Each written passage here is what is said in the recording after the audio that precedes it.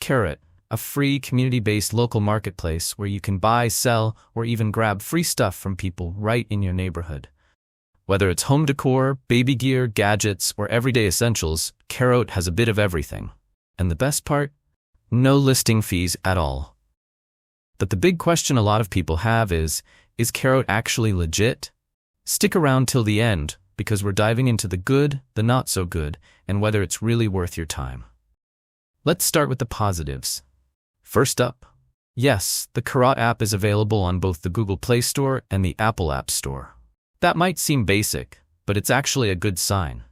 Both platforms have some strict guidelines, and sketchy apps usually don't last long there.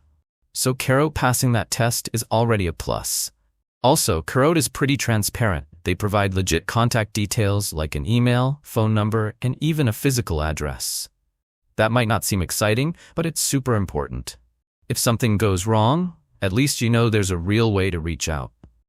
Another good sign? They're active on social media. You'll find them on Instagram, Facebook, and more. They've built a decent following too, which adds a layer of trust and makes it easy to connect or ask for help if needed. Now let's talk about what users are saying. Overall, people find Karrot to be a helpful, community-centered app. Compared to other platforms like Kijiji or Facebook Marketplace, users say it feels a bit safer and has fewer time wasters. The app's interface is super simple to use, and since it focuses on local meetups, that makes it even more convenient. But it's not perfect.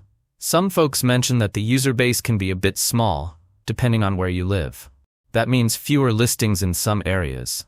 Others have pointed out things like occasional bugs, limited sorting options, and prices that seem a little off, probably because of AI-based suggestions. There have also been reports of a few flaky buyers, which, let's be honest, happens on almost every resale platform.